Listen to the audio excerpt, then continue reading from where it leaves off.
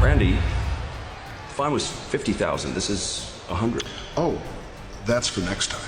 That cocky smirk, that unbothered attitude, Randy Orton handing over double what he owed, already planning his next move. But behind that arrogance lies a darker story, one that begins not in a wrestling ring, but in a military courtroom where a young Marine faced real consequences. What really happened when Randy Orton was sentenced?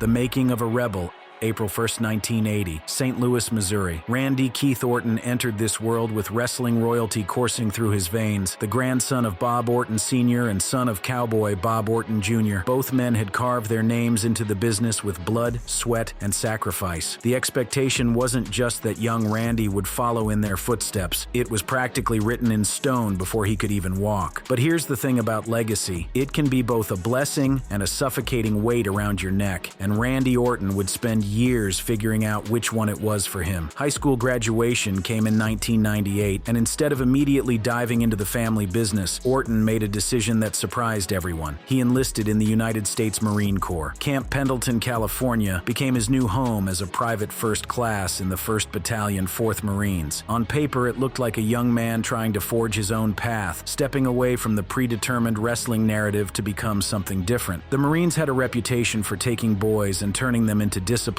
battle-hardened men. For the Orton family, with their military connections, it seemed like the perfect foundation before Randy would inevitably transition into wrestling. But Randy Orton wasn't ready to be molded into anything. Not yet. Within months of arriving at Camp Pendleton, the cracks started showing. This wasn't your typical case of a recruit struggling with the physical demands or homesickness. No. What unfolded was something far more serious, something that would follow Orton for decades and become the foundation for countless sensationalized headlines. In late 1998, roughly 6 months into his service, Orton went AWOL, absent without leave, for approximately 82 days. 82 days. That's nearly 3 months of a Marine simply vanishing, abandoning his post, his unit, his duty. When he finally returned, voluntarily walking back onto base, you'd think the wake-up call would have been loud enough. You'd think the disciplinary action that followed would have straightened him out. It didn't. Shortly after that first incident, before the dust had even settled, Orton went AWOL again, but this time, he added insult to injury by disobeying a direct order from a commanding officer. In the military, especially the Marines, that's not just breaking a rule, it's spitting in the face of everything the Corps stands for. The chain of command isn't a suggestion, it's the backbone of military structure, and Randy Orton had just snapped it in half. The consequences were swift and severe. The United States Marine Corps brought Orton before a special court-martial under the Uniform Code of Military Justice. This wasn't some slap on the wrist or extra duty assignment. This was a formal military trial, the kind that determines whether a service member goes to prison. The charges, desertion and disobedience, both serious, both with potentially life-altering ramifications. In 1999, at just 19 years old, Randy Orton stood before military judges and heard his fate, guilty on both counts. The sentence, 38 days in the brig, military prison at Camp Pendleton. 38 days locked up with actual criminals, not just other Marines who'd screwed up. He was also demoted in rank, had his pay forfeited, and received what might have been the most damaging consequence of all, a bad conduct discharge, not an honorable discharge, not even a general discharge. A bad conduct discharge, the most punitive non-capital discharge the military can issue, second only to a dishonorable discharge reserved for the worst offenses. What does that mean in practical terms? It meant Randy Orton could never re-enlist. It meant he was barred from most veteran benefits. It meant that for the rest of his life, anytime someone looked at his military record, they'd see that scarlet letter marking him as someone who couldn't cut it, who'd failed at the most basic level. Years later, reflecting on this period, Orton would describe himself as a kid who didn't know what he wanted, admitting, "The Marine Corps tried to make a man out of me, but I wasn't ready." The weight of that admission is heavy when you consider what came next. After serving his time in the brig and processing out of the Marines with his bad conduct discharge, Orton returned to civilian life carrying that baggage with him. One of the first things he did was cover up his Marine Corps tattoo, a symbolic gesture that spoke volumes about wanting to leave. That chapter behind. But here's the brutal truth about consequences. They don't care about your desire to move forward. They follow you. They wait in the shadows until the worst possible moment to resurface. And resurface they would. Fast forward to 2012. Randy Orton had spent over a decade rebuilding himself, transforming from a disgraced ex-Marine into a bona fide WWE superstar. Multiple world championships, main event status, millions of fans. Hollywood had come calling, specifically specifically for a lead role in The Marine 3 Homefront, a direct-to-video action film that would have been perfect for his brand. WWE Films had found their guy. The marketing was being planned. Everything was falling into place, until it wasn't. When word got out that a man with a bad conduct discharge from the Marines was set to play a heroic Marine on screen, veterans groups erupted. Media outlets picked up the story. The backlash was swift and merciless. How could WWE, how could anyone think it was appropriate to cast someone who'd disgraced the uniform to glorify it on film? The optics were terrible. The decision was indefensible. WWE had no choice but to pull Orton from the project and recast with The Miz, a wrestler with no military baggage. 13 years after leaving the Marines, Randy Orton's past had cost him again. The sentence he'd received in that court-martial wasn't just 38 days in prison. It was a life sentence of public judgment, of doors closing just when opportunity knocked, of having to explain and re-explain and defend choices he made as a confused teenager who thought the rules didn't apply to him. But the military prison stint was just the beginning of Randy Orton's problems with authority, discipline, and understanding that actions have consequences. Because while his time in the brig taught him that the military justice system didn't play games, it apparently didn't teach him that the same principles applied everywhere else. The real question wasn't whether Randy Orton could survive 38 days in military prison. The real question was whether he could survive himself once he entered a world where the rules were even murkier, the temptations even greater, and the spotlight infinitely brighter. Professional wrestling was about to find out exactly what kind of man the Marines had discharged, and the locker room would never be the same.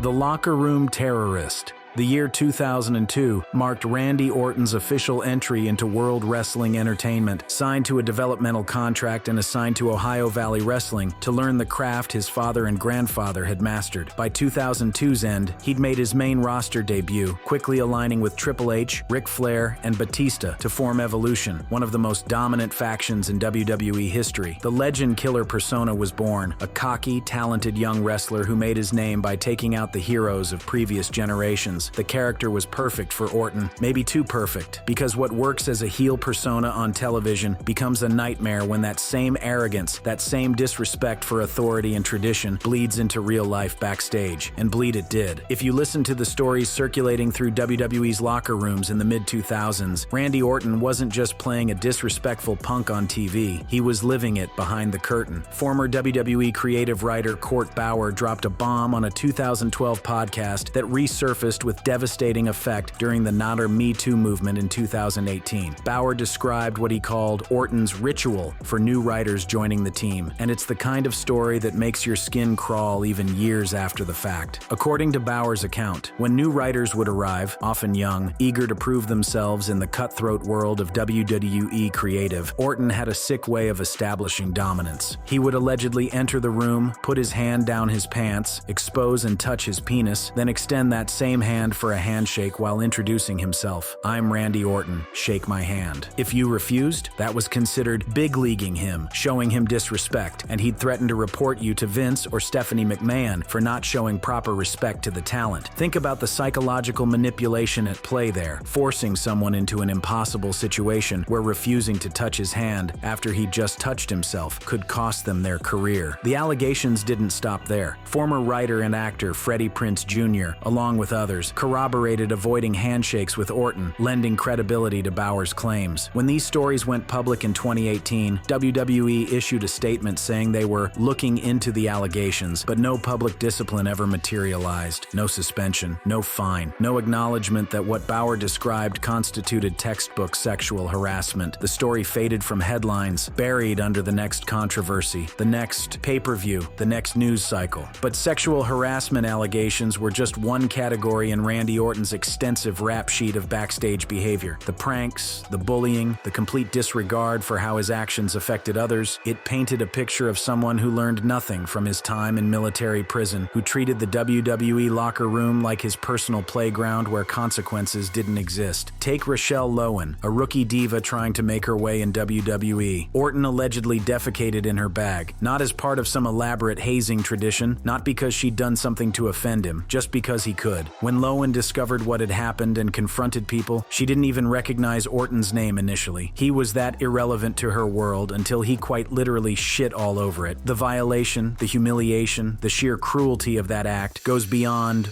boys will be boys or wrestling locker room culture. That's someone getting off on degrading another human being. Amy Weber, another diva, had her bag filled with baby oil and tanner, ruining her belongings. On a flight, Orton hip-checked her hard enough to cause a scene. These weren't accidents. These weren't misunderstandings. These were targeted attacks on women who had less power, less protection, less recourse than the golden boy third-generation superstar who management had invested millions in. The terror extended beyond women, though. Orton once shot fireworks at a car carrying Maria Kanellis, Umaga, and other wrestlers. People described the experience as genuinely terrifying, not knowing if they were under attack or what was happening until they realized it was just Randy being Randy. Imagine the adrenaline, the fear, the confusion, all because a grown man thought scaring his co-workers with explosives was funny. Even fans weren't safe from Orton's impulses. One story involves him throwing away a fan's camera, nearly getting arrested when the situation escalated. Orton allegedly diffused it by paying the fan $100 and signing an insult. Money fixes everything, right? Just throw cash at the problem and make it disappear. That mentality, that belief that consequences are just another expense, another fine to pay, never left him. Remember that clip of Orton paying double the fine amount for next time? That's not clever. That's not badass. That's someone who never learned that some things can't be bought off. But perhaps the most career-damaging aspect of Orton's backstage reign of terror was how it affected other wrestlers' opportunities, their pushes, their livelihoods. In 2009 and 2010, Kofi Kingston was riding high, positioned for a potential main event run. He was in a high-profile feud with Orton, the kind of program that can make or break a rising star. During a triple threat match on Raw, Kofi made a mistake. He stood up too early during a spot, ruining Orton's planned punt kick. Wrestling is a cooperative art form. Mistakes happen. Professionals work through them. Randy Orton, he audibly yelled, "Stupid, stupid," on live television, embarrassing Kofi in front of millions. But the real damage came backstage. Orton reportedly complained to management about Kofi being unsafe, effectively killing Kingston's main event push on the spot. Years of work, years of building credibility and fan support, gone because Randy Orton decided one botch was unforgivable. The bitter irony? Orton himself has injured multiple wrestlers over the years, sometimes through recklessness, sometimes through the inherent danger of his moveset. But when you're the chosen one, when management sees you as their guy, your mistakes are excusable. Everyone else's? Career enders. Kofi Kingston wouldn't get his WWE Championship moment until 2019, nearly a decade after Orton buried him. When their feud was reignited that year, Kingston cut promos referencing the 2009 incident, "I'm not the same kid you buried," turning real-life trauma into storyline gold, because that's what you have to do in wrestling. You take the pain and you monetize it. Ken Anderson, better known as Mr. Kennedy, suffered an even more direct casualty of Orton's backstage politicking. In 2009, during a match on Raw, Kennedy botched a belly-to-back suplex, allegedly dropping Orton dangerously. Orton went straight to Vince McMahon, reportedly getting John Cena to back his complaints that Kennedy was reckless. Days later, Kennedy was fired. His WWE career cut short not because of a pattern of dangerous work, but because Randy Orton decided he needed to go. For years, Anderson carried that resentment, publicly blaming Orton for killing his WWE run. It wasn't until 2023 that the two finally had what Anderson described as a cool discussion, where he took accountability for his own issues that contributed to the situation. But here's the thing, even if Kennedy was having problems, even if he was working through injuries or personal struggles, the fact remains that one complaint from Randy Orton had more weight than years of solid work. That's the power Orton wielded backstage, the power to end careers with a conversation. The pattern throughout all these stories is consistent. Randy Orton, protected by his last name and his perceived value to WWE, operated in a consequence-free environment where his worst impulses were indulged. His complaints were taken as gospel, and the people he targeted, whether through sexual harassment, physical pranks, or political maneuvering, paid the price while he skated by. WWE suspended him twice for wellness policy violations, once in 2006 and again in 2012, but those were for steroids and painkillers, violations of company policy that WWE couldn't ignore without opening themselves up to liability. The human damage he caused? That apparently didn't rise to the level of actionable offense. And then there was the Eddie Guerrero incident that still makes longtime wrestling fans uncomfortable all these years later. Eddie Guerrero, beloved wrestler and human being, died suddenly in November 2005 from heart failure. The wrestling world mourned. WWE dedicated dedicated shows to his memory. His best friend Rey Mysterio carried the grief into a World Heavyweight Championship run meant to honor Eddie's legacy. In 2006, when Randy Orton was feuding with Mysterio, he cut a promo saying Eddie Guerrero was in hell, mocking the deceased wrestler to generate heel heat. Now, in wrestling, heels say terrible things. That's the job. But there's a line between effective heel work and genuinely offensive exploitation of real tragedy, and Orton didn't just cross that line, he demolished it. Fans revolted. Even people who understood wrestling psychology thought WWE had gone too far, because when you invoke a real person's death, when you disrespect someone who can't defend themselves, when you use real grief for fake heat, you've stopped being a professional and started being a ghoul. WWE has described Orton's behavior during this era as stemming from being immature, entitled, and prone to backstage pranks that often crossed into bullying or harassment. That's corporate speak for we knew he was a problem, but we kept pushing him anyway. And they did keep pushing him. World Championships, WrestleMania main events, Royal Rumble wins. Because at the end of the day, Randy Orton drew money, and in WWE, that forgives a multitude of sins. But money and championship reigns don't erase the damage done to the women who were sexually harassed, the wrestlers whose careers were derailed, the fans who were disrespected, the colleagues who worked in fear of becoming the next target of Orton's pranks. The military had tried to instill discipline in Randy Orton and failed. WWE apparently didn't even try. They just pointed him at their enemies and hoped the collateral damage wouldn't be too severe. And when it was, well, there's always another show tomorrow, another pay-per-view to sell, another reason to look the other way. The locker room terrorist was about to learn what happens when your past catches up to you.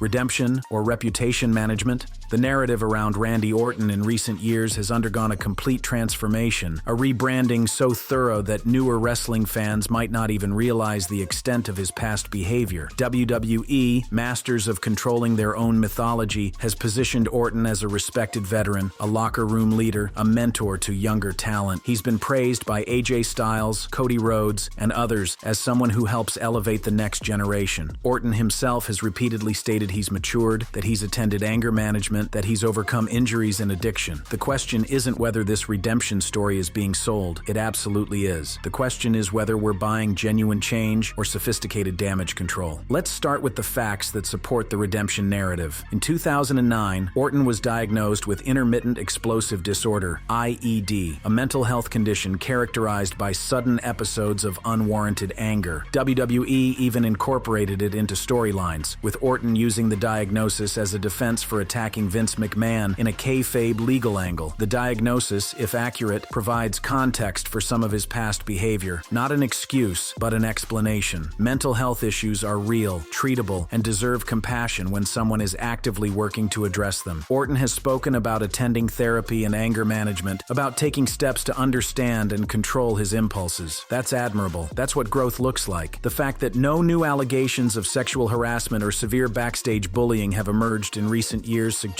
behavioral change. The fact that wrestlers who previously had heat with him, like Ken Anderson, who as recently as 2023 acknowledged they'd reconciled, have moved past those conflicts, indicates Orton has made efforts to repair damaged relationships. His personal life has also stabilized in ways that often correlate with professional maturity. After divorcing his first wife, Samantha Spagno, in 2013, Orton married Kimberly Kessler in 2015. They launched a clothing brand called Sulthur in 2020, reside in St. Charles, Missouri with their blended family, and by all public accounts have built a stable home life. He's raising daughters, Alana from his first marriage and Brooklyn with Kimberly, and serving as stepfather to Kimberly's 3 sons. Fatherhood, particularly raising daughters in an era of heightened awareness about men's treatment of women, has a way of forcing perspective shifts. From a pure in-ring perspective, Orton's evolution has been undeniable. He's adapted his style to work longer into his career, protecting his body while still delivering at a high level. His 18-month hiatus from 2022 to 2023 due to cervical spine fusion surgery could have been a career ender, but his return at Survivor Series War Games in November 2023 was met with genuine emotion from fans who'd grown up watching him. That return was significant enough that WWE immediately locked him into a 5-year contract, and in April 2025, Orton expressed interest in extending that deal another 5 years, stating he's thinking about longevity, not retirement. The current version of Randy Orton, the babyface veteran, the guy putting over younger talent like Gunther, the respected locker room presence, is the story WWE wants to tell. It's the story that sells tickets, moves merchandise, and allows them to feature him prominently without controversy. It's also conveniently profitable for everyone involved. But here's where the redemption story gets complicated, where we have to ask harder questions about what's changed versus what's just been repackaged for public consumption. The sexual harassment allegations from Court Bauer, never addressed by Orton publicly, never apologized for, never even acknowledged. When WWE said they were looking into the 2018 allegations, nothing came of it publicly. No statement from Orton denying the accusations, no investigation results released, just silence, followed by business as usual once the news cycle moved on. The defecation in Rochelle Lowen's bag, the harassment of Amy Weber, the pattern of targeting women with degrading pranks, none of that has been publicly addressed either. It's not that Orton needs to flagellate himself publicly for past sins, but there's a difference between private amends, which may or may not have occurred, and the kind of public accountability that would demonstrate genuine understanding of the harm caused. When John Cena and Randy Orton addressed the allegations facing Vince McMahon in 2024, condemning abuse in general terms, it rang somewhat hollow coming from Orton given his own unaddressed past. It's easy to condemn someone else's misconduct. It's much harder to own your own. The Kofi Kingston situation provides an interesting case study in how WWE handles Orton's past. When they reignited the feud in 2019, Kingston's promos referenced the 2009 burial with lines like, "I'm not the same kid you buried," turning real trauma into storyline content. That's wrestling's way of addressing issues without actually addressing them. The heat from real-life conflict becomes fuel for a scripted program where both guys get paid and WWE gets their drama. Nobody has to actually apologize or change or acknowledge wrongdoing because it all becomes part of the show. There's also the persistent question of whether Orton changed his behavior because he genuinely evolved as a person or because the culture around him changed, making his previous actions increasingly indefensible. The Me Too movement, heightened awareness of workplace harassment, social media's ability to amplify victims' voices, all of these factors created an environment where the kind of behavior Orton exhibited in the mid-2000s would end careers today. Did he stop harassing people because he realized it was wrong, or because he realized he couldn't get away with it anymore? That's impossible to know from the outside, but it's a question worth asking. In 2019, Orton faced backlash for using a racial slur during a Twitch stream while playing Call of Duty. Not the kind of thing you do if you've truly evolved past problematic behavior. His 2017 tweet criticizing indie wrestlers for excessive dives sparked another controversy, with Robert's dive becoming a mocking hashtag. These aren't earth-shattering incidents, but they're data points suggesting that Orton's impulse control and judgment remain works in progress even in his 40s. The current hiatus Orton's on, the one that sparked those sensationalized "Goodbye Forever" headlines, is actually a planned family vacation for his 10th wedding anniversary with Kimberly. WWE sources expect his return December 5th, 2025 on SmackDown in Austin, Texas, potentially building to 2026 storylines including John Cena's retirement tour. There's no sentencing, no firing, no forced retirement. The sentenced "Goodbye Forever" narrative is pure clickbait, exploiting Orton's 1999 court-martial and mixing it with unrelated retirement speculation to generate views. But the clickbait persists for a reason. YouTube channels know that Randy Orton's name carries weight, that his past controversies provide endless content opportunities, that there's an audience eager to see powerful men face consequences for their actions. Titles like "Sentenced to Life," "WWE Cancels Randy Orton" recycle the same military prison story from 26 years ago because it sounds dramatic, because it sounds like justice, because people want to believe that bad behavior eventually catches up to everyone. Except it doesn't always. Not in wrestling. Not when you're valuable enough. Not when you're Randy Orton, 14-time world champion, 2-time Royal Rumble winner, Grand Slam champion. WWE's business model isn't built on moral consistency. It's built on drawing power, ratings, and revenue. And Randy Orton, for all his past sins, still draws, still moves merchandise, still gets reactions. That's what matters in this business. So where does that leave us? With a complicated legacy that can't be reduced to either pure redemption or pure villainy. Randy Orton is both the troubled kid who went to military prison at 19 and the 45-year-old veteran still performing at a high level. He's both the locker room terrorist who sexually harassed co-workers and the mentor younger wrestlers praise. He's both the guy who buried Kofi Kingston's career over one botch and the guy putting over Gunther in 2024. He's both the person who defecated in someone's bag and the father raising daughters. Human Human beings contain multitudes, and Randy Orton contains more contradictions than most. The truth is, we'll probably never know if Randy Orton genuinely changed or just got better at hiding his worst impulses. We'll never know if the people he victimized received private apologies or closure. We'll never know if WWE would have held him accountable without external pressure, or if they'd still be enabling him had the culture not shifted. What we do know is that the sentence Randy Orton received in 1999, 38 days in military prison and a bad conduct discharge, was just the beginning of a much longer story about a man trying to outrun consequences that keep finding him anyway. He's currently on SmackDown as a top babyface, fresh off feuds with Cody Rhodes and Kevin Owens, still delivering RKOs to massive pops, still very much at the center of WWE's plans. The goodbye isn't happening. The forever sentence isn't real, but the questions about who Randy Orton really is beneath the character, beneath the redemption arc, beneath 25 years of wrestling mythology, those questions remain unanswered. And maybe that's the point. Maybe in professional wrestling, where reality and fiction blur until they're indistinguishable, Randy Orton will always exist in that liminal space between the man he was and the man WWE needs him to be. The military tried to make him into something and failed. WWE has been trying for 2 decades with decidedly mixed results. The real question isn't whether Randy Orton was sentenced in 1999. He was, and he served his time. The real question is whether he ever truly served his time for everything that came after, or whether being Randy Orton has always been sentence enough.